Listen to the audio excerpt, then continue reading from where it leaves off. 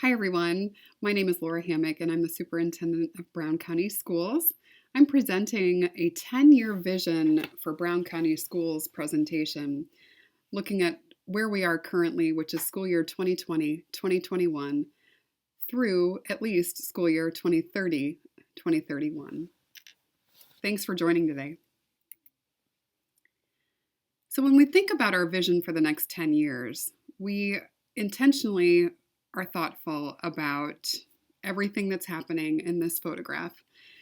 Now, obviously, this photograph was not taken last year, but this is the class of 2019 enjoying the moment that really everything that a school district works for is realized, right? This is the graduation from high school. This is the moment when our students transition to adulthood, and that's really standing on everything that has happened from the preschool through this experience when a student is able to matriculate entirely through Brown County Schools. We are deeply committed to ensuring that as we vision the next 10 years for our school district, that our students realize and continue to realize world-class opportunities, that we never compromise our small school relationships, and that our students will always be able to stand on a lifelong impact that is their experience in Brown County Schools. You may have seen this slide before. This slide is our graduate profile, which is our commitment to our community. This commitment is ensuring that when a student graduates from Brown County High School, that these 5 competencies have been intentionally taught throughout the career of being a student in Brown County Schools.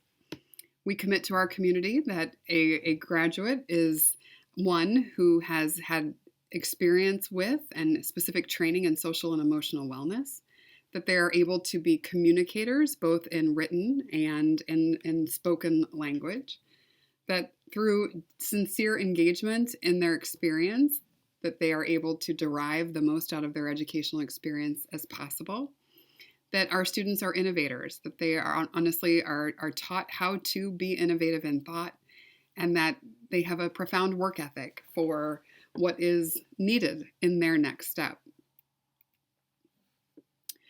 When we think about envisioning the next 10 years for our school district, I think it's really important for us to do a little bit of history. This slide tells a story that is fundamentally our most sincere problem that our school district is facing currently. The ADM, which is the average daily membership for our school district, has historically been on a downward trend. This slide shows back to 2009, 2010, but this trajectory really, if we pulled this out over 15 and 20 years, it would evidence an even stronger decline. 2020-2021 has witnessed the lowest student enrollment that our school district has experienced, with 1,667 students currently enrolled. A very quick primer on school finance evidences that when it all comes down to it, most state funding is generated simply by the number of students that a school district serves. So when your school district is realizing a decrease in enrollment, your school district realizes a decrease in funding. It's as simple as that. In fact, so simple that each student that is enrolled is valued by a certain dollar amount, and you can multiply that student value times the number of students that you serve, and that's what you're going to get for your state tuition support, all things considered. There's a couple of other little funding pieces that go into that, but that's the most of it, that's for sure. When we think about why the enrollment decline is what it is, this slide is evidencing the way in which Brown County's demographic, Brown County's population has been changing since the year 2000. The blue bars evidence the year 2000, and the yellow bars evidence the year 2019. What we're showing as a comparative is that our child rearing aged families, so families aged 25 to 44, have witnessed a decline of 28.8%. So nearly 29% less families who are of that child rearing aged demographic live in Brown County today as they did in the year 2000. We've seen a significant increase in the percentage of older adults in our community, age 65 years of age and older. We've witnessed a 98% increase in that demographic. And then our school-aged population from ages 5 to 17 has witnessed a 25.7% decline. When we align with the demographic to our enrollment, it's almost a perfect percentage alignment in witnessing a decline over the 20-year span. So our birth rates in our county, looking from 2005 through 2020, is evidencing some real volatility for several years. But the good news is that we have pretty much stabilized over these last 4 or 5 years. And birth rates are important because while not perfect, you can use birth rates to pretty much forecast 5 years out who is going to be in your kindergarten class. Now, obviously, there will be move-ins and there will be move-outs, but it's a good number for us to use when we're thinking about forecasting enrollments. So what this says to us is that eventually our enrollments should start to stabilize. This slide evidences 3 forecasts from the 2019-20 school year through 2029-2030. There are 3 projections here. The blue line is showing a high forecast for enrollment. The red is a most likely, and the green is a low enrollment forecast. Essentially, we engaged with a demographer who conducted an analysis of all of our data points, not just in the school district, but across the county and across the state. And an analysis was done to ultimately use statistics to identify these forecasts for enrollment. The high forecast was based on the idea that with significant policy changes, so for example, under the umbrella of residential housing, having significant policy change that would add options for residential housing would ultimately potentially impact our enrollment in this high forecasted prediction. The red is the most likely, and the green, of course, is the low. What troubles us is that our ADM, our enrollment, was here in 2019-20. We were actually forecasting to be down 45 students this year. Our actual ended up being 100 students. And this X evidences where we actually are as of this school year. So we were off projection even for our low forecasted enrollment. So that tells us that we are going to need to be quite thoughtful about our organization as we head out over these next 10 years, which is why this whole presentation is predicated on the notion that being intentional, envisioning over the next 10 years today will position our school district with a position of sound financial stability into the future. This slide is kind of a busy slide, and I'm sorry that it is that way, but what I wanted to show you on this slide is that we are going to ultimately reach a position where we will be losing less students. The rate at which we will be losing students is going to be reduced.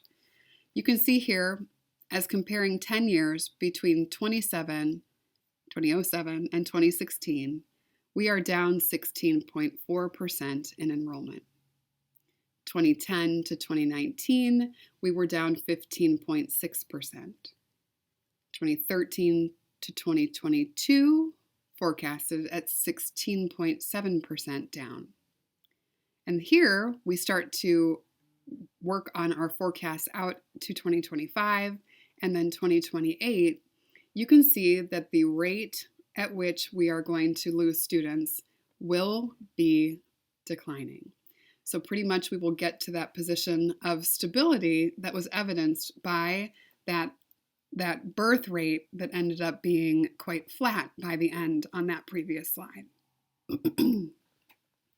This is a slide that does provide us with concern and then some with positivity. On the left, we're looking at the number of students that choose to transfer out of Brown County schools. So 221 students attend another public school that is not Brown County schools, but they are residents of Brown County schools. 23 attend a school that is a choice scholarship program. 18 attend a school that is a charter, and 4 attend some other sort of public school, and those are usually an online program. So this is a big number of students that families have selected to attend a school district that is not our own. These are all students that we would love to be able to have the opportunity to educate here in Brown County schools. And we need to do better in ensuring that these students ultimately do not continue to go to other districts in the future. And we have work to do to make sure that that happens. We own it, we embrace it, and really, talking in a couple of slides further here, we're very thoughtful about ways to ensure that our school district is offering the best possible opportunities for students into the future. The slide on the right is a positive slide. This slide is showing that from January 2017 to January 2020, in January 17, we had 33 students that transferred into Brown County schools, and in January of 2020, 69. So 69 students who do not live in Brown County schools choose to come to Brown County schools. And we think that that's just great because we've been really working on having more students transfer in to our schools from surrounding school districts. This slide shows that over the last 5 years of that tuition support, so the dollars that we are receiving from the state basic grant, that we are obviously on a trajectory that is headed downward. We've lost over $1 million in these years in just straight off the top state funding, and that's coming in from that basic grant of tuition support. As we look into the future with less students enrolled, this will continue to evidence a downward trend.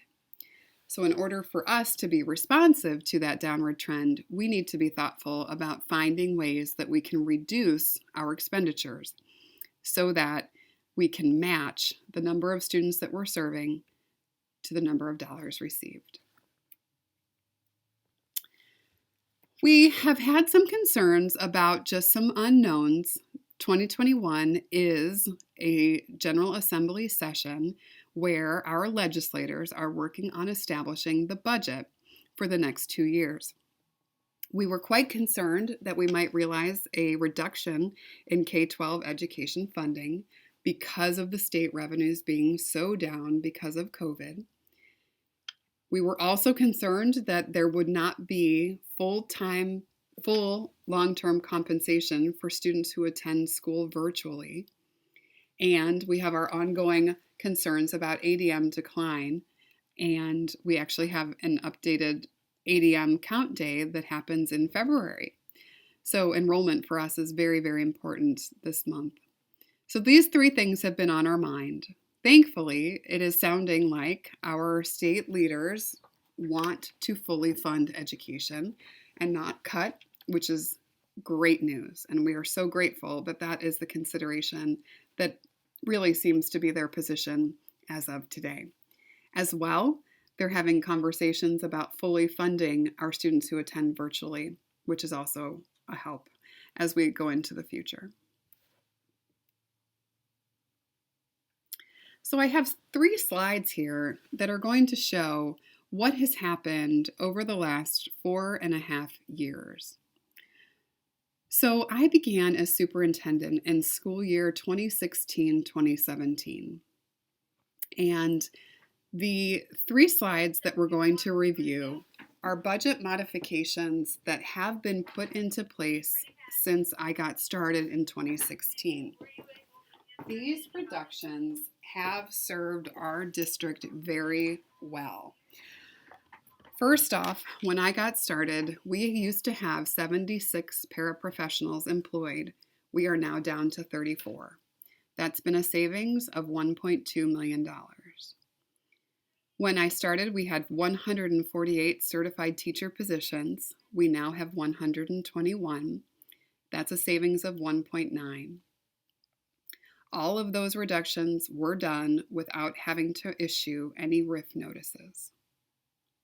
We had 2 central office administrative positions. We had an assistant superintendent for business, and we had a director of student services. We reduced those 2 positions and did not fill them to a savings of $280,000. We had a shift from certified special area teachers at K4 to non-certified. We had a shift from certified preschool teachers at K4 to non-certified. We completely overhauled our health insurance program. Our health insurance program was costing our district about $600,000 a year. We are currently sitting with a reserve of $2 million in our health insurance fund. It's a massive, massive savings when looked at over the course of the last 4.5 years. We eliminated a maintenance. We also eliminated a transportation department position. We have attacked overtime pay. We inherited a process of lots of overtime pay that was being issued, and we have very limited overtime pay that is expended currently. We reduced vacation payouts at the end of every year, so unused vacation pay is now reimbursed at 50% of the daily rate for unused days, as opposed to what was previously 100%.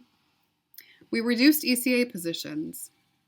We also have been going about generating revenue through our CTE course reimbursement process and transitioning to our third-party management for food service. They're called Chartwells. We are currently recovering a nearly $300,000 deficit. We're nearing elimination by the end of this school year, which is absolutely incredible, just over a 2-year period of time to recover $300,000 deficit. Really amazing. So all of the savings that we were talking about on those 3 slides since school year 2016-17 have added up to $4.5 million. That's a lot of money for a school district our size. We're very proud of those reductions. We made a lot of reductions that nobody was happy about, and those reductions did what they were supposed to do. We stand today, over the last 3 years, being able to now evidence that we have a stronger cash balance in all of our funds than we did the year prior. And we also have evidenced the establishment of a rainy day fund, which is when you have excess dollars in a fund, you're able to move over to be able to expend those resources on genuinely rainy day experiences. So emergency situations where those dollars can really help out a school district. And those dollars will come into play here in just a moment. So what's amazing, and I think that this slide is extremely important, is that we have done $4.5 million worth of reductions with a relentless pursuit of grant funding to ensure that our student experience does not suffer. So this list evidences ways in which our school district has expanded opportunities for students. Genuinely world-class curricula through Project Lead the Way. We currently own every single unit of study that Project Lead the Way offers. Our students are able to be engaged in Project Lead the Way, STEM and computer science work from kindergarten through grade 12. The establishment of our high school Eagle Manufacturing program, and we are expanding our junior high school program into an engineering one that mirrors the work of Eagle Manufacturing. We've had ongoing facility improvements, comprehensive HVAC, safety and security upgrades, and the transformation of adult learning spaces in all of our buildings. When I started, our K through 12 students did not have access to one-to-one technology. We now have one-to-one technology through the Chromebook device in place. We've expanded our We the People program, serving grades 5 and 8. We do have, this is a teacher added value, a clever integration with access to a significant number of online resources that students are able to access. We have that $5.5 million grant that was awarded to us from NIET through the TSL Federal Grant Fund to deploy the TAP system for teacher and student advancement. We did not have a health clinic when we started. We put a health and wellness center in, not only for our school employees, but for our community as well. We boast 7 sections of preschool, early learning opportunities in 4 different locations, and we have been able to deploy a social emotional learning comprehensive counseling model that we are extremely proud of. We have more counselors today than we did in 2016.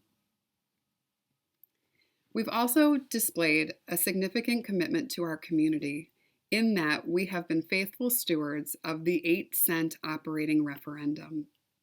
7 cents of that referendum is dedicated to support ongoing increases in salaries and benefits for certified and non-certified employees, and a penny is dedicated to sustainability of the Brown County Career Resource Center. We have honored the community's commitment. We've faithfully been stewards of the funding by giving base salary and hourly rate increases every year since the referendum was awarded for certified and non-certified employees. Also, the CRC continues to report a strong financial position. We are so grateful to our community for the gift of the referendum, and we hope that it is evidence that we are remaining faithful to the rationale for the ask of the 8 cents in the beginning. So our problem statement is that ongoing declines in enrollment result in ongoing declines in revenue. Continuing the delivery of a world-class education for our pre-K through adult learners requires efficiencies in resource allocation. Effectively, that means that with less students, we have less resources. Our previous budget modifications have served our district well. However, additional budget modifications that are required will require systemic reform. So we've made $4.5 million of reductions with the current structure that we have in place. We've gotten to a position where genuinely reductions aren't possible to be made. We are just organized in a way that does not provide for any capacity for reduction. So we've come up with some strategies for reorganizing this organization so that we might be able to continue to reduce our expenditures while simultaneously providing world-class opportunities for our students. This is showing that over the next 4 years, our revenue shortfall will be at least $1.2 million. So you can see that we have already cut 4.5. An additional 1.2 is needed over the next 4 years. So we need to be thinking boldly, differently about how our organization looks now over the next 10 years. So the next slide is going to unpack one of the strategies that we are recommending to be able to realize that end. Here, we are proposing to repurpose Brown County Intermediate School in June of 2021. The current fourth graders at Helmsburg, Spernica, and Van Buren would remain for their fifth grade year for school year 21-22. The current fifth graders would move to the junior high school along with the sixth graders, and the junior high school would ultimately be Brown County Middle School, serving students in grades 6 through 8.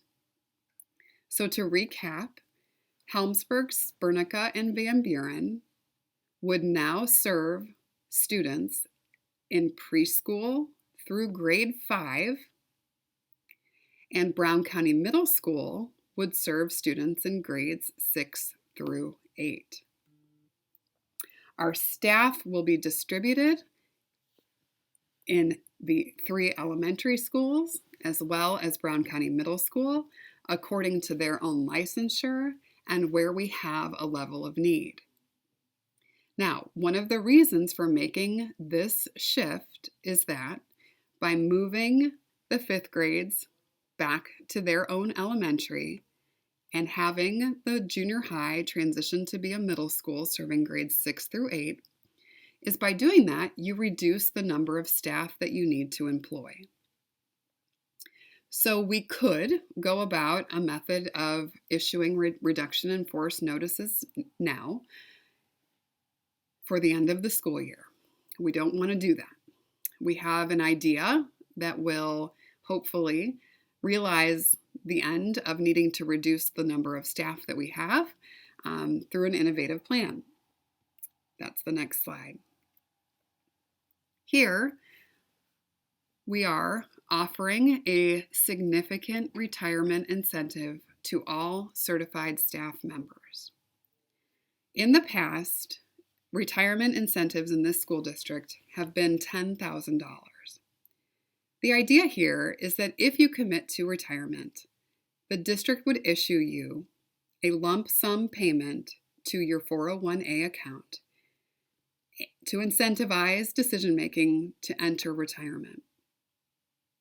We're able to pay for a retirement incentive because of the dollars that we stored away in that rainy day fund that I mentioned a few slides earlier. We're trying to incentivize early decision-making for this retirement incentive. And we're offering 3 windows of time for decision-making. The first window will begin tomorrow upon board approval this evening.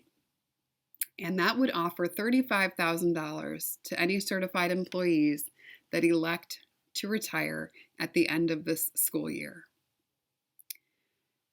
If after the first window expires, someone who is a certified staff member decides to retire, they would receive a $30,000 lump sum payment. And if they are in the third window, it would be $25,000. So we are really trying to incentivize early decision making. And that is intentional because we are trying to better understand how many staff members will be leaving through retirement so that we can best position our remaining faculty and staff in our now 5 school buildings that are serving students across our school district. We are looking for 5 certified teachers to take this option so that we might be able to save about $500,000 with this action. Once again, because we have the resources in that rainy day fund, we are able to pay for this retirement incentive. We are asking the board members in the board meeting that's happening on February the 4th, I'm actually recording on the day of that board meeting, to approve these incentives. If this incentive process works and we get the number of certified teachers that we need to commit to retirement, then we will not need to issue any RIF notifications for any certified staff members in Brown County Schools. Our third strategy is to offer a retirement incentive to all of our non-certified staff members.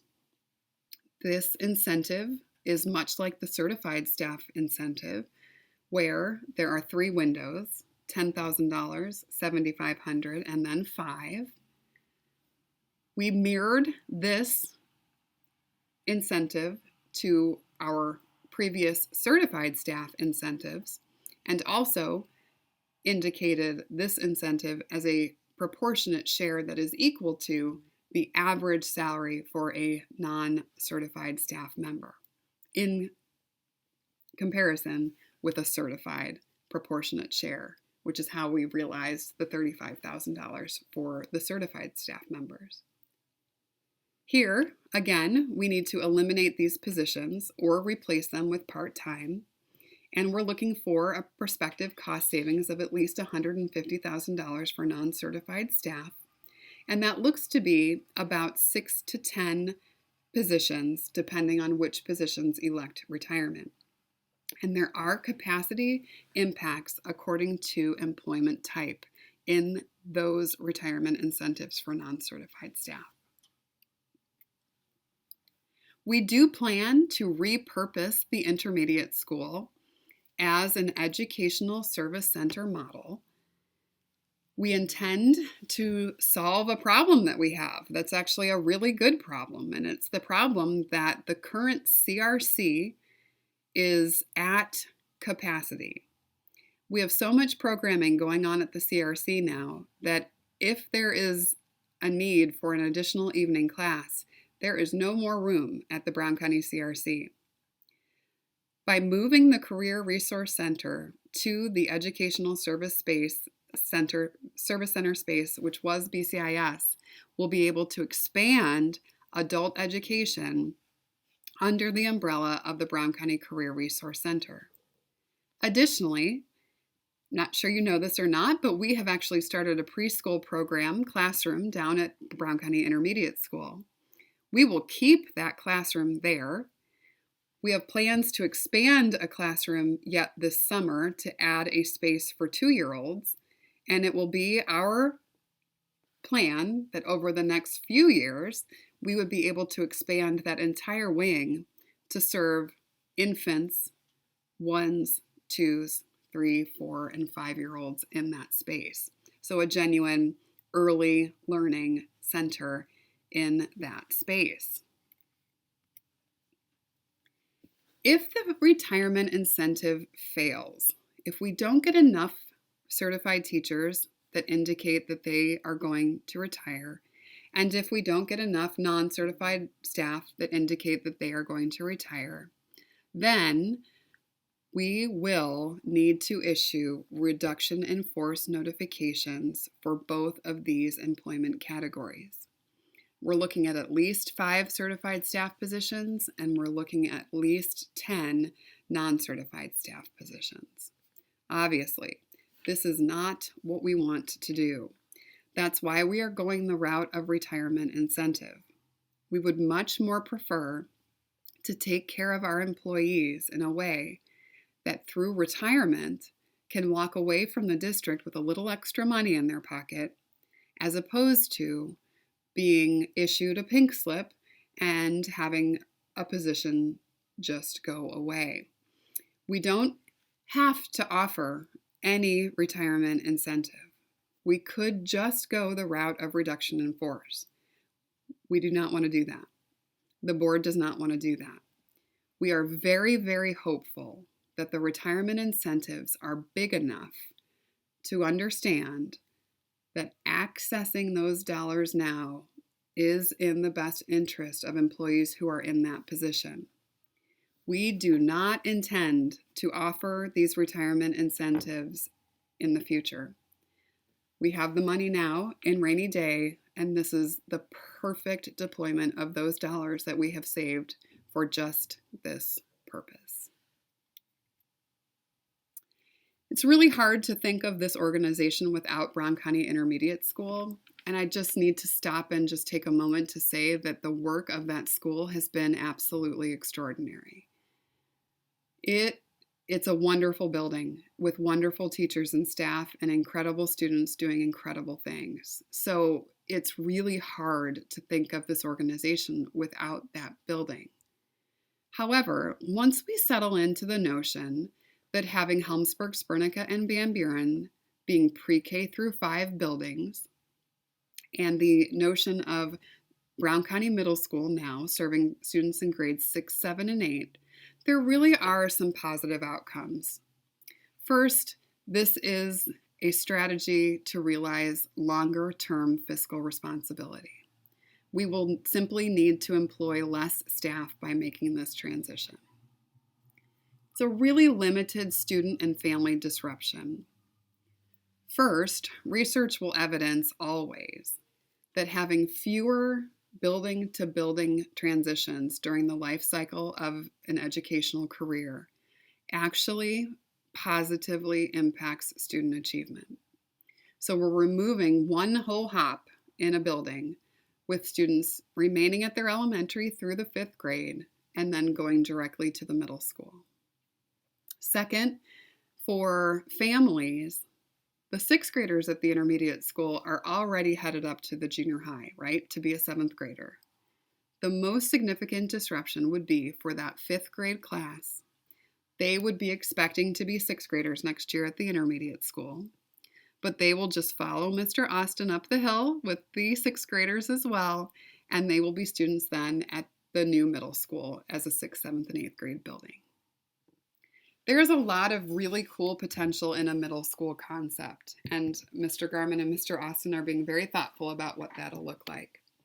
From cross-curricular teaming to the deployment of all of the STEM work that is done under that STEM certified school, there's some really incredible programming changes that can happen in a middle school concept.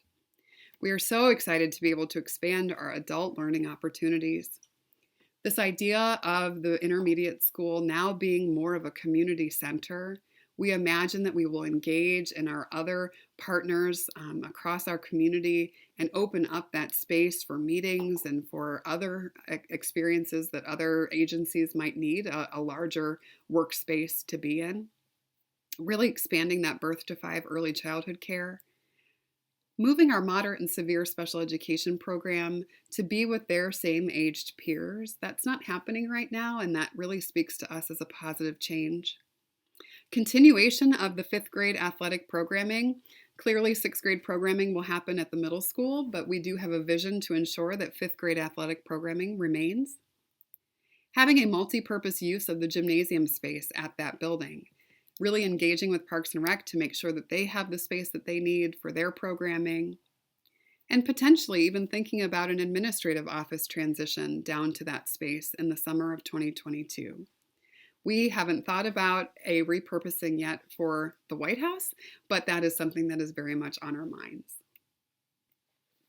So next steps as we move forward, first off, we are so grateful to our partners at the National Institute for Excellence in Teaching because they have allowed for all of our positions that are funded through the grant to remain.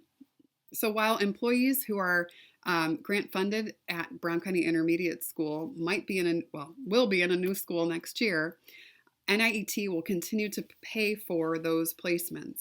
They are even going to give us the ability to access more resources if we need in the expansion of some of those positions, which we are so grateful for. On February the 9th, we will be hosting a retirement workshop with Kelly Davis and Rick Colglazer. They are our retirement advisors, and they're going to do a district-wide workshop for any employees interested in retirement. And then after that meeting, they are going to set up one-on-one meetings with anyone who is interested in playing out how these retirement incentive resources might allow for them to realize retirement at a time when they might not have initially thought. We will have a follow-up meeting with our Brown County School employees on February the 10th at 4. That'll be a Zoom meeting, and we'll be answering some Q&A, any questions that employees have at that time.